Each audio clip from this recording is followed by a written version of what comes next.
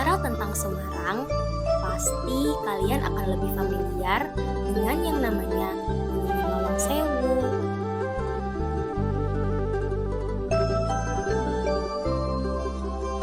Tugu Muda, serta tempat wisata Kota Lama.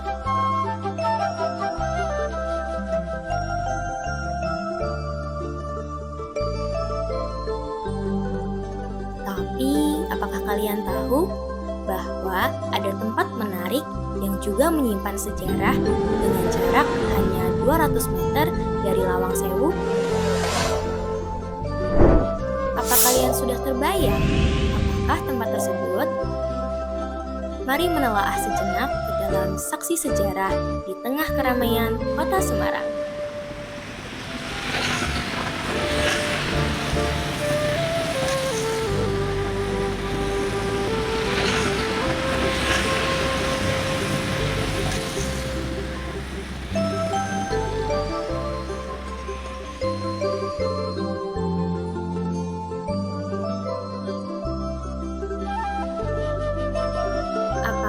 Kalian mengenal bangunan ini? Raad van Justice atau Pengadilan Tinggi Hindia Belanda merupakan asal-muasal pendirian bangunan ini.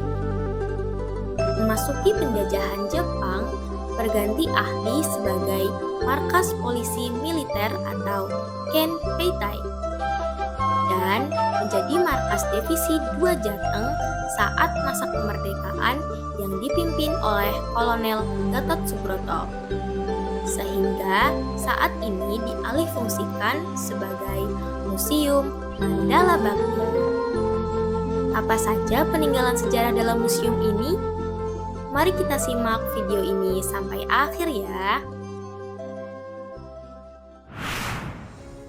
Halo, sebelum kita menjelajahi Museum Mandala Bakti, mari kita main yuk tebak kartu sejarah.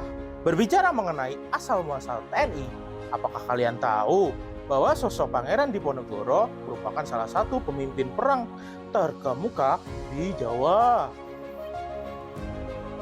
Oleh karena itu, yuk tebak sejarah perlawanan Pangeran Diponegoro. Kartu 1, Perang Sabil. Kartu 2, Penyerangan sistem benteng Stelsel. Kartu 3, Pengangkatan Hamengkubuwono V dan pemerintahan Smithsep. Urutkan urutan sejarah yang benar sehingga membentuk alur perjuangan Pangeran Diponegoro. Simpan jawaban kalian dan temukan jawabannya dalam video ini ya. Assalamualaikum warahmatullahi wabarakatuh. Halo teman-teman semua. Gimana? Udah punya jawaban dari games kartu sejarah tadi? Tapi tunggu dulu. Simpan dulu jawabannya. Karena kali ini aku akan ngajak kalian semua untuk mengenal Museum Mandala Bakti secara singkat. Selebihnya, datang langsung ke sini ya. Sebelumnya, perkenalkan, aku Izudin yang akan menemani kalian mengenal sekilas apa sih isi dari Museum Mandala Bakti. Nantikan juga fun fact yang akan di-spoiler sama Warak Ngendok ya. Yuk kita mulai museum tournya.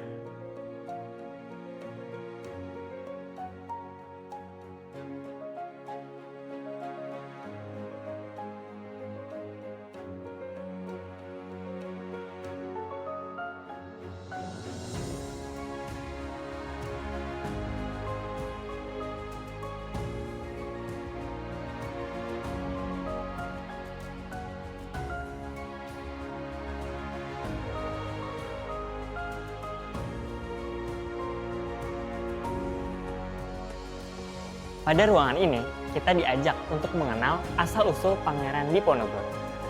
Sebelum mengetahui lebih lanjut, Pangeran Diponegoro pernah menulis biografi dan mempelopori sastra Jawa modern.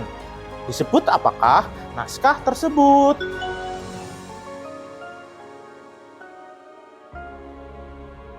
Hamengkubuwono III Raja Mataram Yogyakarta memiliki selir yang berasal dari Pacitan yang dikenal dengan R.A. Mangkarawati.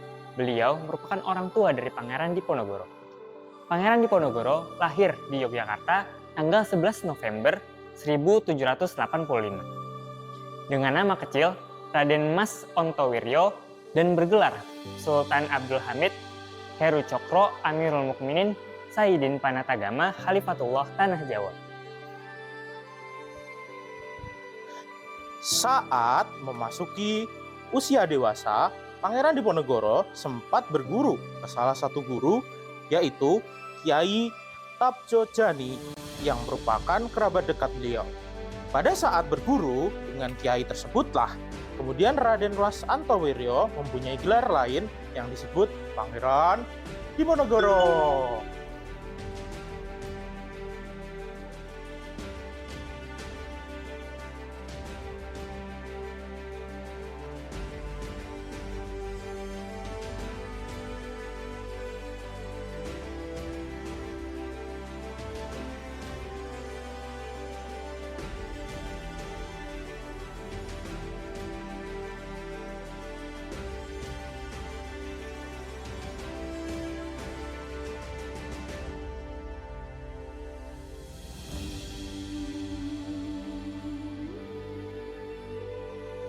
Sejarah perjuangan Pangeran Diponegoro diawali dari kesadarannya akan kedudukannya sebagai putra selir.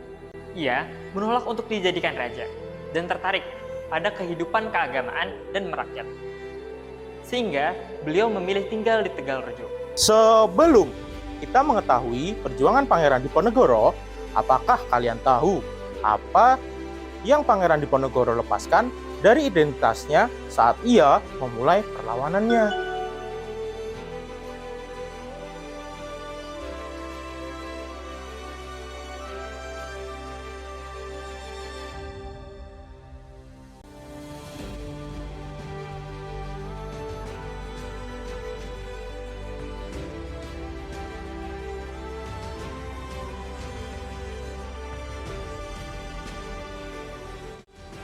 Kewenangan Belanda memasang patok di tanah milik leluhur Diponegoro di desa Tegalrejo menjadi puncak kebencian Diponegoro kepada Belanda.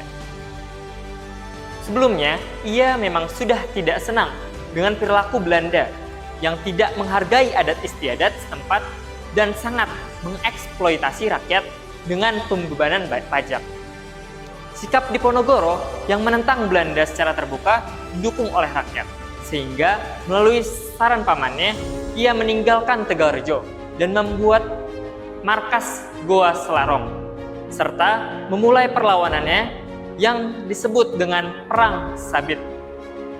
Hingga akhirnya Belanda melakukan siasat meminta perundingan dengan Pangeran Diponegoro untuk menangkapnya.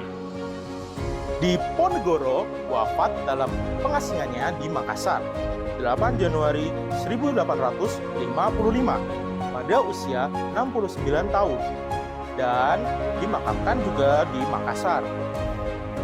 Untuk menghormati jasa-jasanya kepada negara, pemerintah Indonesia menganugerahkan gelar Pahlawan Nasional Republik Indonesia berdasarkan Surat Keputusan Presiden RI nomor 087-TK-1973. Gimana nih teman-teman semua? Setelah mengetahui secara sekilas apa saja yang ada di Museum Mandala Bakti ini dan fun fact menarik dari Warpundok tadi, apakah kalian semakin tertarik untuk mengunjungi Museum Mandala Bakti ini? Sebelum menutup materi pada kesempatan kali ini, yuk kita ulas kembali mini quiz dan urutan kartu sejarah yang benar. Kita review. Untuk jawaban mini quiz yang pertama, Babat Diponegoro. Yang kedua, Pangeran Diponegoro melepaskan identitas bangsawannya dan mengubah namanya menjadi Abdul Hamid. Untuk jawaban urutan kartu sejarah, yang pertama merupakan kartu 3. Pengangkatan Hamengkubuwono V dan pemerintahan Smisad. Yang kedua, kartu pertama, yaitu Perang Sabil. Dan yang ketiga, yaitu kartu nomor 2, penyerangan sistem benteng Stelsel. Sekian video pembelajaran mengenai Museum Mandala Bakti. Ditunggu kedatangan kalian untuk mengenal lebih dalam isi dari museum ini ya. Dadah.